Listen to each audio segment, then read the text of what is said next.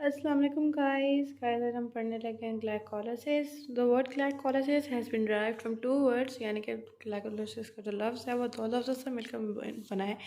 एक ग्लाइको जिसका मतलब है ग्लूकोज और लाइसिस जिसका मतलब है ब्रेक डाउन। यानी हम कह सकते हैं कि glycolysis is the process in which the glucose breaks down to produce energy. क्योंकि कोई भी चीज़ टूटती है तो एनर्जी प्रोड्यूस होती है। अगर हम बात करें कि ये कहाँ ओकर होता है तो ये हमारा साइटोप्लाज्म में ओकर होता है। ठीक है, साइटोप्लाज्म के अंदर इसके टू टाइप्स ऑफ रिएक्शन होंगे, एक एरोबिक एक एनारोबिक। एरोबिक वो वाला रिएक्शन होता है जिसके अंदर प्रेजेंस ऑफ ऑक्सीजन होती है, और एनारोबिक वो होता है जिसके अंदर ऑक्सीजन नहीं होती है। अगर हम बात करें फेजेस की के यानी कि ग्लाइकोलाइसिस को कितने स्टेप्स में या फेजेस में डिवाइड किया गया है तो उसको 3 मेजर फेजेस में डिवाइड किया गया है, जिनमें से एक इन्वेस्टमेंट फेज है, दूसरी स्प्लिटिंग, तीसरी पे ऑफ। कुछ बुक्स में सिर्फ 2 ही फेजेस हैं, कुछ बुक्स में लिखी हैं 2 फेजेस, जिसमें है हमारी एक तो इन्वेस्टिंग फेज और एक है पे ऑफ फेज। स्प्लिटिंग फेज बीच में से ख़त्म हुआ है। अगर इन्वेस्टिंग फेज की बात करें तो ये हमारे 3 स्टेप्स से बनकर मिला हुआ और इसके अंदर एटीपी कंज्यूम होती है। अब एटीपी आप लोग सोचोगे कि क्यों कंज्यूम होती है। वेल, हमने ग्लूकोज को ब्रेक डाउन करना है तो एटीपी प्रोड्यूस हो जाएगी,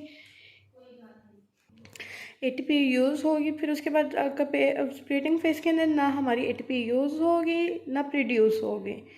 फिर उसके बाद हमारा पे ऑफ फेज में जो है हमारी एटीपी प्रोड्यूस होती है और इसको बैलेंस आउट कर देती है। हमारे टोटल जो फेसेस है, टोटल स्टेप्स जो है वो 10 स्टेप्स से मिलकर बना हुआ है। इन्वेस्टमेंट फेज में फर्स्ट 3 स्टेप्स, स्प्लिटिंग फेज में 4th एंड 5th स्टेप, और पे ऑफ फेज में हमारा 6 to 10 स्टेप। अगर हम इसकी नेट रिएक्शन की बात करें तो नेट रिएक्शन के अंदर हमारा ग्लूकोज एडीपी और एनएडी प्लस हमारा जाता है, और जो हमारा प्रोडक्ट हमें मिलता है उसके अंदर पायरुवेट होता है, एटीपीज होते हैं और NADH plus H2 plus H2O है। अब हम बात करते हैं अपनी इन्वेस्टिंग फेज़ की, यानी इन्वेस्टमेंट फ़ेज़ की। अच्छा, अगर हम इन्वेस्टिंग फ़ेज़ की बात करें तो इन्वेस्टिंग फ़ेज़ के अंदर जो है हमारा ग्लूकोज के अंदर हम एटीपी के साथ रिएक्शन करवाएंगे और हेक्सोकाइनेज के प्रेजेंस में जो कि एंजाइम है हमारा, तो हमारा बन जाएगा ग्लूकोज 6 फॉस्फेट। अब आप ये सोचोगे कि फॉस्फेट लगेगा कहाँ से। क्योंकि हमारे पास एटीपी के अंदर 3 फॉस्फेट ग्रुप है तो हम इसमें से एक फॉस्फेट ग्रुप ले लेंगे। पीछे जो बचेगा वो एडीपी होगा। ये वाला फॉस्फेट ग्रुप जो है, ये वाला फॉस्फेट ग्रुप ये इधर हाइड्रोजन को रिप्लेस कर देगा। ठीक है, और ये जो हमारा हाइड्रोजन है ये रिमूव हो जाएगा। ठीक है, ये जब रिमूव हो जाएगा तो हमारा फॉस्फेट ग्रुप यहाँ अटैच हो जाएगा, जिसकी वजह से हमारा ग्लूकोज 6 फॉस्फेट बन जाएगा। ठीक है, अब ग्लूकोज 6 फॉस्फेट से हमने बनाना है फ्रुक्टोज 6 फॉस्फेट। तो उसको बनाने के लिए हम एंजाइम यूज़ करेंगे फॉस्फोफ्रुक्टो आइसोमेरेज, क्योंकि ये आइसोमेरिज्म है एक दूसरे की, आइसोमेरेज हैं ये एक दूसरे के, तो हम आइसोमेरेज एंजाइम यूज़ करेंगे। तो यूज़ करने के बाद हमारा जो प्रोडक्ट बनेगा वो होगा फ्रुक्टोज 6 फॉस्फेट। फ्रुक्टोज 6 फॉस्फेट से अब हमने बनाना है फ्रुक्टोज 1,6 बाईफॉस्फेट या बिस फॉस्फेट, और वो हम बनाएंगे एटीपी के प्रेजेंस में, एटीपी को कंज्यूम करके, और फॉस्फोफ्रुक्टोकाइनेज से। काइनेज जहाँ पर भी हम वर्ड काइनेज पढ़ेंगे यानी कि उसके अंदर हमारा कौन सा है, फॉस्फोरस की ट्रांसफॉर्मेशन हो रही है। काइनेज स्पेशली हमारा फॉस्फोरस की ट्रांसफॉर्मेशन के लिए यूज़ होता है। अच्छा, अब हमारा जो फॉस्फेट ग्रुप अटैच होगा वो यहाँ एटीपी से एक फॉस्फोरस लेगा, और यहाँ पर ये देख रहे हैं CH2OH, यहाँ पर H को रिमूव करवा कर यानी रिप्लेस करवा कर फॉस्फोरस ग्रुप ऐड कर देंगे। फॉस्फोरस ग्रुप ऐड करेंगे तो हमारा आंसर जो हमारा प्रोडक्ट बनेगा तो वो होगा हमारा फ्रुक्टोज 1,6 बाईफॉस्फेट या बिसफॉस्फेट। अगर हम बात करें तो हमने पहले पढ़ा था इन्वेस्टिंग फेज में एटीपी यूज़ होता है। अगर हम यहाँ पर देखें तो यहाँ पर हमारे 2 एटीपी कंज्यूम्स हो रहे हैं। अब हम आगे बात करते हैं स्प्लिटिंग फेज की, वो भी हम करते हैं अभी।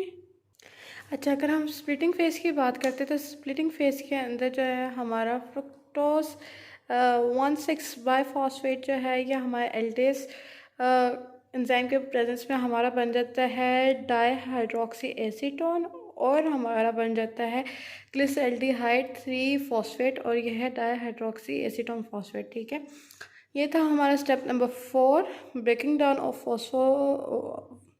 फॉस्फोफ्रुक्टो 1,6 बाईफॉस्फेट।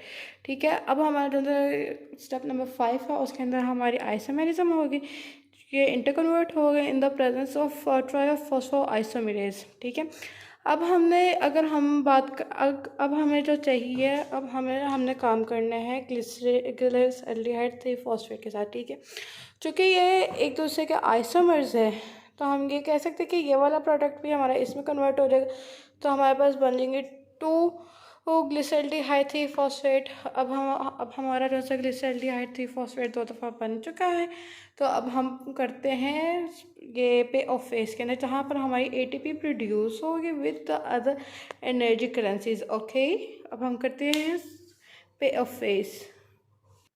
अच्छा, पे ऑफ फेस की बात करते हैं। पे ऑफ फेस के अंदर जो सा हमारा ग्लिसरॉल्डिहाइड 3-फॉस्फेट बना था वो रिएक्ट करेगा in the presence of glyceraldehyde three phosphate dehydrogenase to produce the 1,3 bisphosphoglycerate. ठीक है, ये वाला जो हमारा कंपाउंड है, ये 1,3 बाईफॉस्फोग्लिसरेट कंपाउंड, इसके अंदर डिहाइड्रोजनेशन हो रही है, क्योंकि यहाँ पर अगर आप देखें तो एल्डिहाइड से हाइड्रोजन मूव होकर हमारा फॉस्फो ग्रुप लग गया, और जो सा हमारा NAD इसके अंदर गया था, तो हमारा जो सा बाहर एनर्जी करेंसी निकली है वो NADH निकली है। फिर उसके बाद जो सा हमारा 1,3 बाईफॉस्फेट ग्लिसरेट जो होगा वो कन्वर्ट हो जाएगा हमारा 3-फॉस्फोग्लिसरेट के अंदर इन the presence of phosphoglycerate kinase. मैंने आपको पहले भी बताया, जहाँ पर काइनेज वर्ड है वहाँ पर फॉस्फो ग्रुप की चेंजिंग हो रही है या इंटरचेंज हो रहा है। इसके अंदर जो सा है ADP जाएगा तो वो ATP में फॉर्म हो जाएगा, और फिर उसके बाद जो सा हमारा 3-फॉस्फोग्लिसरेट जो है वो कन्वर्ट हो जाएगा 2-फॉस्फोग्लिसरेट के अंदर इन द प्रेजेंस ऑफ फॉस्फोग्लिसरेट म्यूटेज, और फिर वो जो है 2-फॉस्फोग्लिसरेट जो है वो हमारे एनालिस के प्रेजेंस के अंदर हमारा बन जाएगा फॉस्फोइनोल पायरोवेट। फॉस्फोइनोल पायरोवेट का फार्मूला ये वाला है with double bond between the carbon compounds. फिर उसके बाद जो है फॉस्फोइनोल पायरोवेट जो है वो कन्वर्ट हो जाएगा into the pyruvate in the presence of pyruvate kinase, और इसके अंदर जो है 2 ADP जो है वो कन्वर्ट हो जाएगी ATP के अंदर। यानी कि अगर हम देखें तो इसके अंदर 3 स्टेप्स के अंदर हमें एनर्जी आ रही है, एक NADH के फॉर्म में, एक और 2 दफ़ा ATP के फॉर्म में। ठीक है, ये था तो हमारा ये एरोबिक के अंदर। लेकिन जो एनारोबिक है उसके अंदर एक स्टेप ऐड होता है जिसके अंदर हमारा पायरुवेट जो है वो लैक्टिक एसिड में कन्वर्ट हो जाता है, वो भी मैं साथ लिखकर आपको बता देती हूँ यहाँ।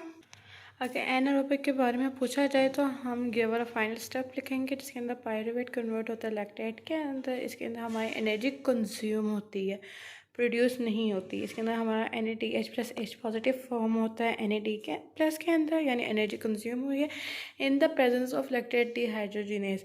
अगर एज अ होल अगर मैं साइकिल लिखूँ एरोबिक का और फिर एनारोबिक का, वो कुछ इस तरीके से दिखेगा। अच्छा, अब एज अ होल मैंने ये केमिकल कौन सा साइकिल है हमारी ग्लाइकोलाइसिस के वो सारा लिखती है। यहाँ पर जो मैंने एंड पर रेड मार्कर से लिखा है ये हम तब लिखेंगे जब हमारा जो है एनारोबिक पूछा जाएगा, नहीं तो एरोबिक में सारा लिखना है। एनारोबिक में बस हमने ये स्टेप ऐड कर देना है। ठीक है, इसके अंदर मैंने बताया था कि कौन कौन सा एंजाइम्स यूज़ हो रहे हैं, कौन कौन सा एनर्जी करेंसीज यूज़ हो रही हैं, क्या बन रहा है उनसे। अच्छा, अगर आप गौर करेंगे तो मैंने किसी भी स्ट्रक्चर के अंदर HOH नहीं डाला, प्लीज़ वो आप खुद डाल लीजिएगा। अब हम आगे बात करते हैं एनर्जेटिक्स की। आपने स्क्रीनशॉट लेना है, स्क्रीनशॉट ले लीजिए, आपने लिखना है लिख लीजिए, मैं पॉज किया हुआ है। चलें, अब हम बात करते हैं एनर्जेटिक्स की। अच्छा, जब हम बात करते हैं एनर्जेटिक्स की तो हम एनर्जेटिक्स में बात करते हैं कि कितनी हमारी ATPs यूज़ हुई हैं, प्रोड्यूस हुई है, NAD प्रोड्यूस हुई है, यूज़ हुई है, और कितनी हमारी FADH यूज़ हुई है, प्रोड्यूस हुई है, एंड सो ऑन। ठीक है, अगर हम एरोबिक ग्लाइकोलाइसिस की बात करें तो हमारी ATP जो यूज़ हुई है, जो फर्स्ट हमारा स्टेप था इन्वेस्टिंग फेज में, तो उसमें हमारी 2 ATP यूज़ हुई हैं। फिर अगर हम अपनी करें बात प्रोड्यूस्ड एटीपी की, तो हमारी प्रोड्यूस्ड एटीपी 4 है। अगर हम बात करें यूज्ड एनएडीएच की एरोबिक के अंदर, तो हमारी कोई एनएडीएच यूज़ नहीं है, अलबत्ता प्रोड्यूस ज़रूर हुई है। प्रोड्यूस कितनी हुई है हमारी NADH2, ठीक है। हमें याद रखना चाहिए कि 1 NADH molecule is equals to 3 ATP molecules, alright. तो हम यहाँ पर NADH को कन्वर्ट करेंगे ATP के अंदर, तो multiply by 3 is equal to 6 ATP, ठीक है। तो अगर हम अपना टोटल करें, तो यानी कि 4 प्लस 6, क्योंकि 6 प्रोड्यूस हुई हैं, प्रोड्यूस्ड, अब यूज्ड लिखते हैं तो 2 आता है, ठीक है। 4 प्लस 6 10, 10 माइनस 2 8, यानी कि हमारी टोटल ATP जो बनी है एरोबिक के अंदर वो 8 है। सिमिलरली अगर हम एनारोबिक की बात करें, तो यूज्ड हमारी 2 ATP हुई है, वो भी इन्वेस्टिंग फेज के अंदर। प्रोड्यूस्ड हमारी 2 हुई है, वो 4 हुई हैं sorry, during the pay of phase.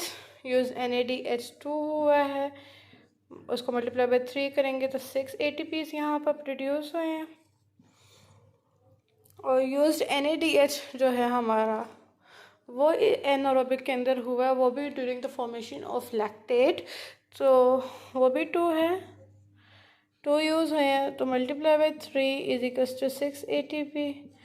तो नेट रिएक्शन जब हम लिखेंगे अपना, तो पहले हम करते हैं प्रोड्यूस्ड, यानी कि 4 प्लस 6, अब यूज लिखते हैं तो -2 -6, ये 6 से कैंसिल हो गया, तो पीछे जो बचा वो होगा 2 ATP, ठीक है, 2 ATP। हम इससे अंदाज़ा लगा सकते हैं कि हमारे एरोबिक ग्लाइकोलिसिस के अंदर ज़्यादा प्रोड्यूस होते हैं एनर्जी और एनारोबिक में कम। ये था आपका जो है ग्लाइकोलिसिस का साइकिल, ठीक है। अब आपको जो सा क्वेश्चन पेपर आएगा, क्वेश्चन में आएगा, तो वहाँ पर स्पेसिफाई किया होगा कि आपने एनर्जेटिक्स के साथ एरोबिक एनारोबिक लिखना है या फिर खाली ये ग्लाइकोलिसिस की एनर्जेटिक्स लिखनी है। अगर साइकिल लिखना है तो एरोबिक लिखना है या एनारोबिक, वो आपको स्पेसिफाई कर देंगे। इससे 4 क्वेश्चन ऑफ वेरिएशंस बन सकते हैं कि write down the glycolysis cycle of anaerobic glycolysis, फिर of aerobic glycolysis, write down the energetics of the glycolysis। जब सिर्फ energetics of glycolysis पूछा जाएगा तो आपने ये दोनों बताने हैं, ठीक है। फिर उसके बाद जो है आपको आखिरी सवाल बनेगा regarding the cycle and it energetics, right. मतलब कि अगर एरोबिक पूछा है तो साथ में लिखेंगे राइट इट्स एनर्जेटिक्स, अगर एनारोबिक साइकिल पूछिए तो साथ में पूछेंगे राइट इट्स एनर्जेटिक्स। ये था आपका ग्लाइकोलिसिस। फिर मिलेंगे, अल्लाह हाफिज़।